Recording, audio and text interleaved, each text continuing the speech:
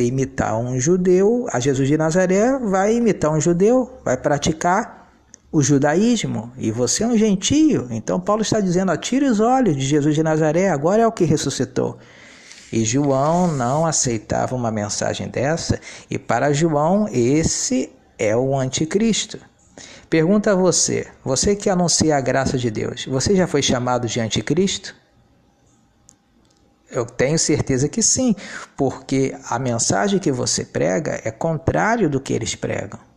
E para eles, tudo que é contrário do que eles pregam é é heresia, é Cristo, mas é o que eles pregam que é anticristo. Porque Paulo diz em Filipenses, capítulo 3, verso 18, aí eu disse que essa mensagem ia ser tremenda, hein? Preste atenção que se você está sendo perseguido por causa da verdade, se prepare que vem mais perseguição ainda. Imagine você anunciando e ensinando isso aí. Filipenses capítulo 3, versículo 18, Paulo escrevendo à igreja de Filipenses.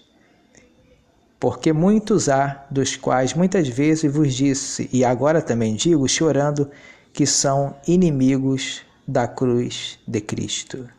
O que é um inimigo da cruz de Cristo? É todo aquele que vai contra o que Cristo fez na cruz. E o próprio João, que chamou Paulo de anticristo, foi contra o que Cristo fez na cruz. Não, Richard, não diga uma coisa dessa, que isso aí é heresia. Não é heresia, não, é verdade, é bíblica. É bíblico. Vamos lá em primeira aí mesmo, 1 de João, capítulo, deixa eu ver aqui, o capítulo 1, aí mesmo. Primeira epístola de João, capítulo 1, versículo 8. Olha o que João escreveu. Se dissermos que não temos pecado, olha a indireta para Paulo. Quem pregava que estamos mortos ao pecado, que o pecado foi aniquilado na cruz? Quem pregava que Jesus já nos perdoou os pecados para sempre? O apóstolo Paulo. Porque o que Paulo pregou tinha respaldo nos profetas, nas escrituras. O que Pedro, João e Tiago pregavam não tinha respaldo nas escrituras. Aí você identifica uma mensagem de anticristo. Uma mensagem que vai contra o que Deus falou através da boca dos profetas é uma mensagem contra Cristo. E o que Joãozinho, o grande João, o apóstolo do amor, chamado apóstolo do amor, ensinava depois da cruz, era uma mensagem contra Cristo, porque na cruz nós sabemos que o sangue de Cristo já nos perdoou, já nos limpou de todo pecado. Nós hoje estamos mortos ao pecado. Os que nasceram antes da cruz nasceram mortos em pecado. Os que nasceram após a cruz nasceram mortos ao pecado. Então, 1 de João, capítulo 1, versículo 8 diz, se dissermos, olha a indireta, preste atenção na indireta, se dissermos que não temos pecado, enganamo-nos a nós mesmos, e não há verdade em nós.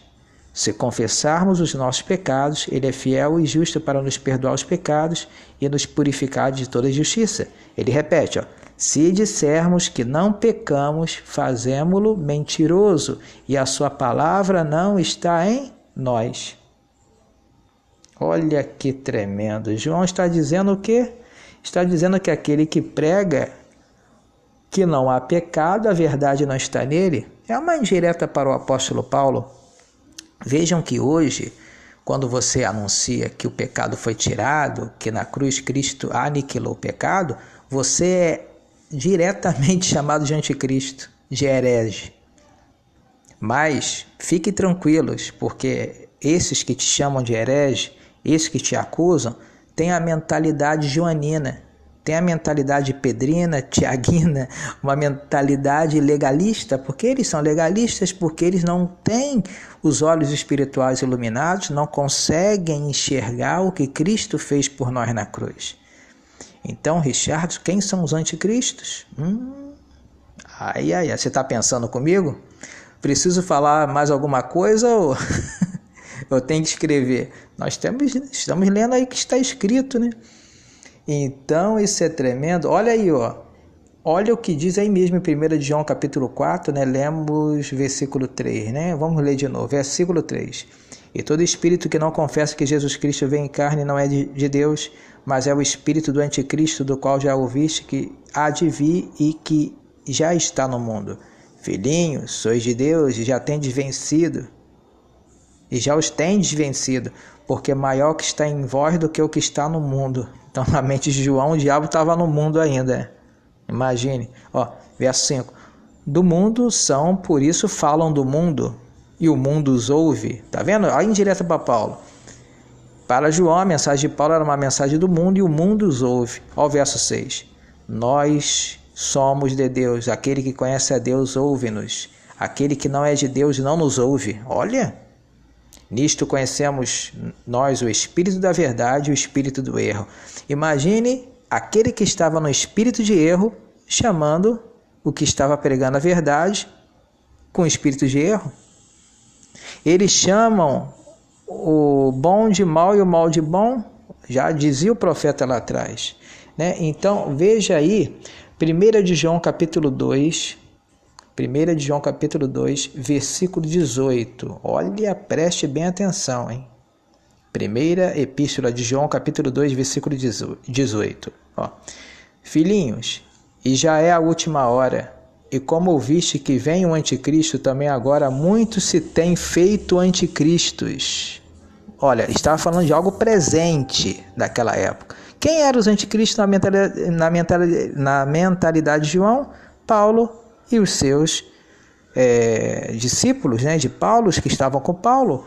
Ó, filhinhos, já é a última hora, e como ouviste que vem o anticristo, também agora muitos se têm feito anticristos, por onde conhecemos que já é a última hora.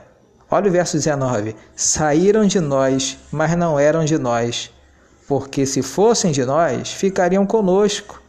Olha bem, Paulo não aprendeu o judaísmo, mas ele saiu, porque Deus tirou ele de lá.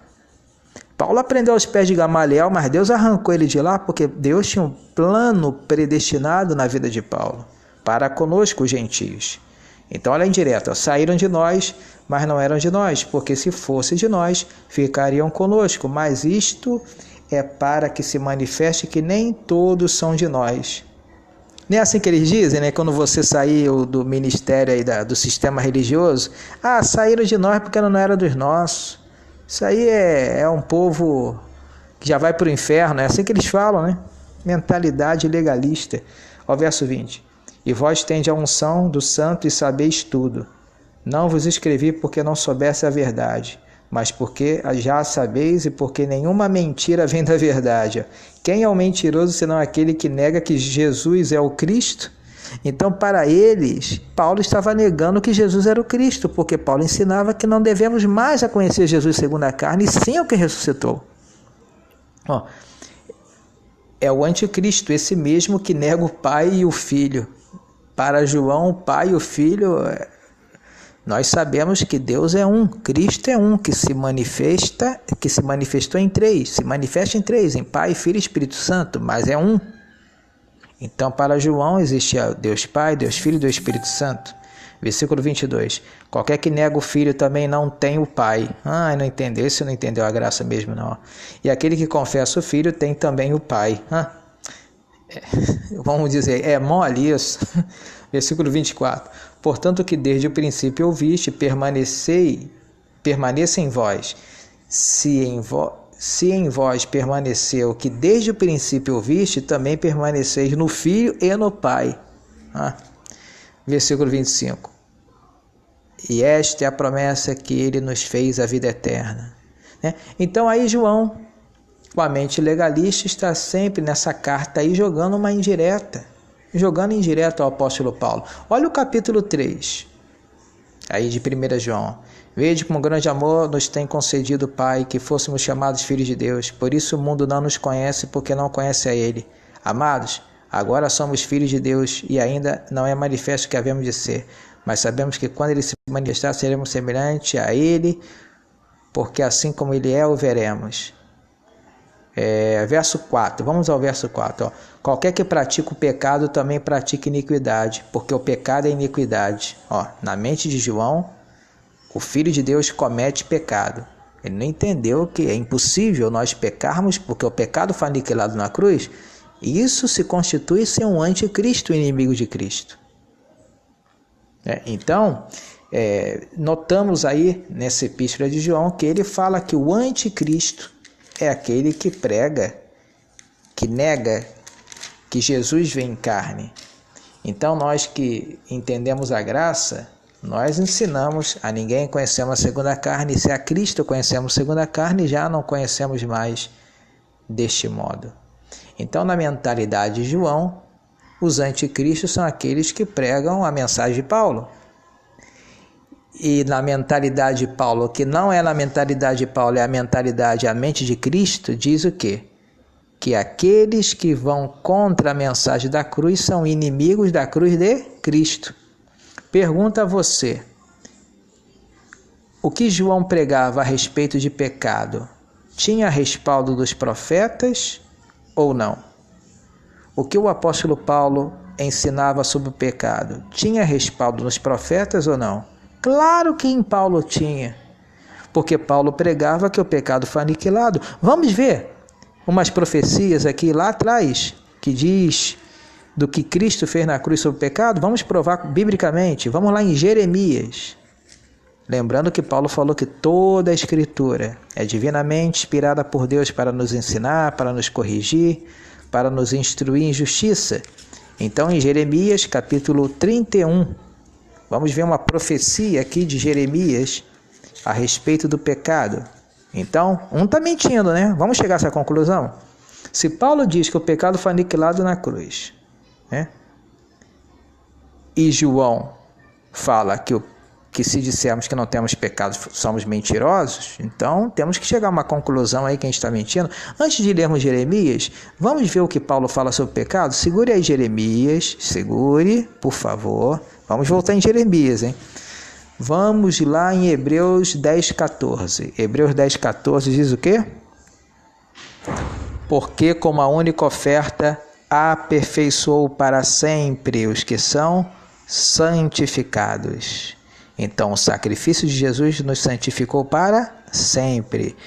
Agora veja em Hebreus capítulo 9, Hebreus 9:26. De outra maneira, necessário lhe fora padecer muitas vezes desde a fundação do mundo, mas agora, na consumação dos séculos, uma vez se manifestou para aniquilar quem? Aniquilar o pecado pelo sacrifício de si mesmo. Então, Paulo diz que nós já fomos perfeitos para sempre pelo sacrifício de Cristo e que na cruz do Calvário Cristo aniquilou o pecado. Agora vamos lá em Colossenses capítulo 2, versículo 10. Vamos ler antes aqui Efésios 5. Vamos rapidinho, Efésios 5. Várias evidências bíblicas provando que Paulo anunciava e ensinava que nós já estamos perfeitos em Cristo. Efésios 5, 25 a 27.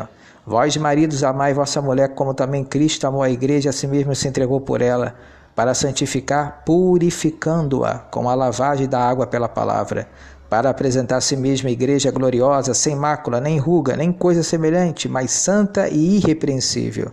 Veja a posição da igreja: gloriosa, sem mácula, sem ruga, nem coisa semelhante, mas santa e irrepreensível.